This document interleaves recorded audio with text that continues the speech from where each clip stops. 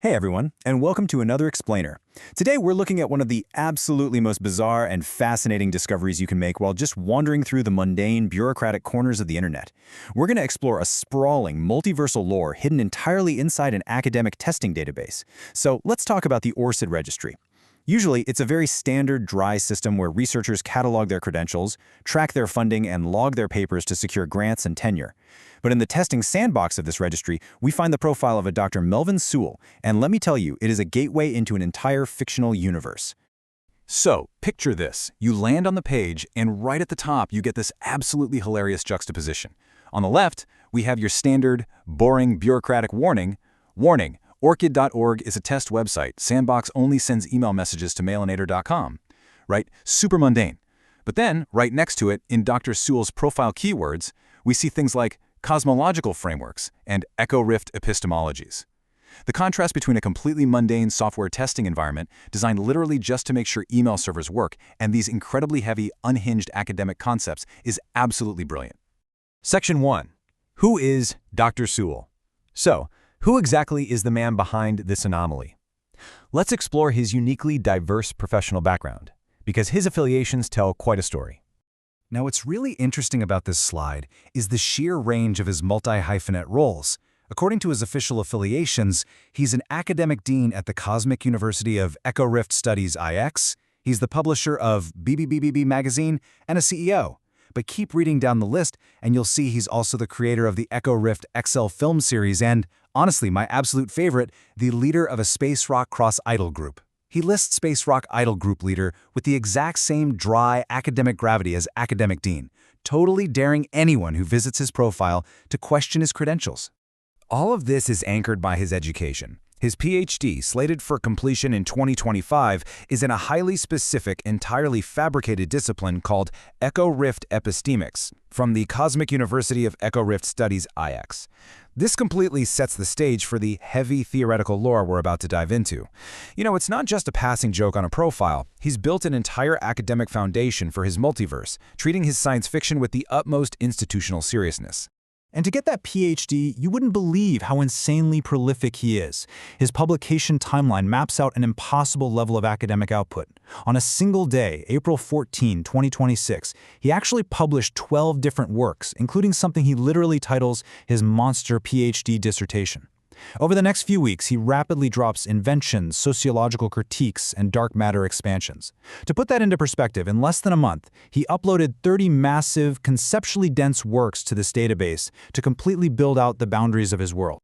Section 2. Physics of the Multiverse. Okay, let's dive into this massive body of research, starting with how he maps out the physics of his universe. If we break down those 30 works systematically, we can see he built an entire functional ecosystem. It's like a giant puzzle. He doesn't just write short stories. He categorizes his lore into research tools, like the Reality Level Analyzer, journal articles documenting structured multiversal interactions, and actual inventions like the quantum consciousness transfer system. He's using the rigid, structured metadata tags of an academic database to lend absolute authority and weight to his science fiction. And this brilliantly illustrates his approach. A paper titled Dark Matter as Misrecognized Scalar Reality. He's taking foundational, real-world cosmology, dark matter, something actual physicists are literally still struggling to explain today, and boldly reclassifying it within his own category-theoretic mathematical models. He's effectively rewriting the core laws of physics and just casually logging it as a peer-reviewed research tool. No big deal, right? Section 3. Biology and Consciousness Transfer. Let's move to and see how this builds into the biological and technological realms of his universe. He takes his theoretical physics and creates practical applications for them, logging them as patents and protocols. He lists the SH1 molecule framework and a VR fatigue biosensor.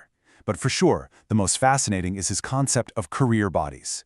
He describes this as a technique for cosmological panspermia. Essentially, the idea that these courier bodies are responsible for seeding life's very first ingredients across the vastness of the cosmos, carrying genetic material straight through the multiverse. He also zooms in on the microscopic with a deeply dark and fascinating concept. He lists a research tool titled Metabolic Sovereignty, Tumor Cells as Strategic Agents. It's a completely unique approach to biology. Actually, scratch that. It's more like reframing something as destructive as tumor cells, not just as a disease, but as entities with their own sovereignty, purpose, and strategic agency within a complex biological system. Looking at reality analyzers, courier bodies, and multiversal physics, it's easy to ask, is this all just quantum science fiction lore? A really fun writing exercise? Well, this is where our explainer takes a sharp pivot, because hidden right in the middle of his sprawling bibliography are incredibly grounded, real-world critiques. Section 4, Critiquing Systemic Sabotage.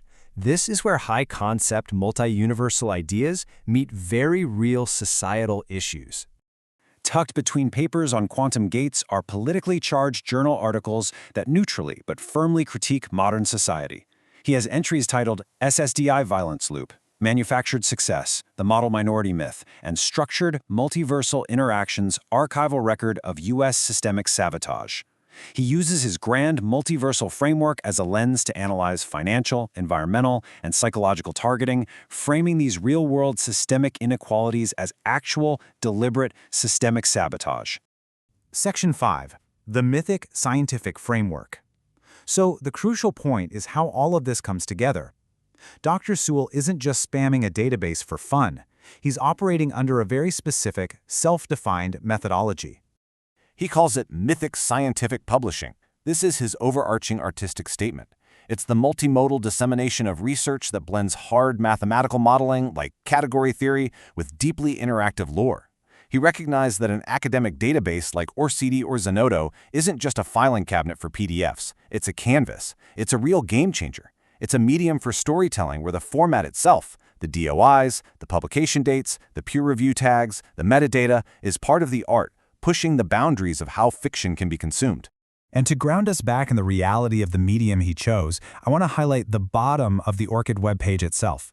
While Dr. Sewell is publishing epic theories about systemic psychological targeting across the multiverse, the platform hosting his work has a mundane pop-up asking for your consent on targeting cookies. The juxtaposition of his grand, cosmic fight for metabolic sovereignty against a web browser blandly asking if it can track your analytics is just a masterpiece of digital irony. This was never an accident. In his own biography, he openly states he is dedicated to multimodal dissemination of research through Zenodo publications, podcasts, lectures, and interactive magazine features.